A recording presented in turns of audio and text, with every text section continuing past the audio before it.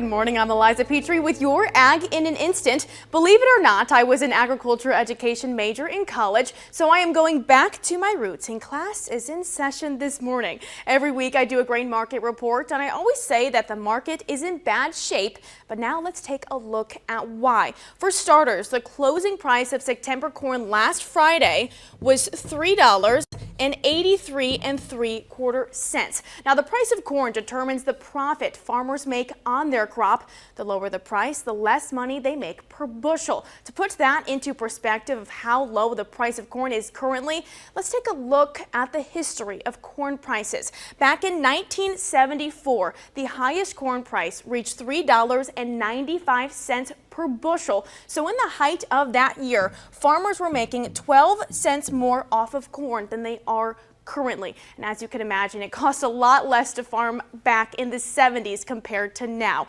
A little under 20 years later, in 1996, the highest price of corn was $5.04, which is over $1 more than now. If we skip ahead to 2012, the highest price was $8.31, which is almost $4.50 more than the prices are currently. And lastly, just this last year in 2023, the highest price hit $6.85, which is $3 higher than what farmers are working with currently. And if you put into consideration of inflation and the cost of farm rising through the years, our farmers are stuck with corn prices that match grain markets from over 50 years ago. That is not an A+.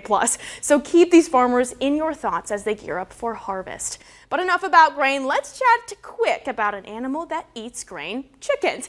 It is National Chicken Month, so let's end with an excellent fact about poultry. While chickens do eat grain, they can barely taste it. These birds only have 350 taste buds compared to humans, who have up to 10,000. Also, their taste buds are located on the back of their mouths, so they really don't taste their food until it is being swallowed. So I guess you could say their mealtime is not impeccable. For your Ag in an Instant, I'm Eliza Petry.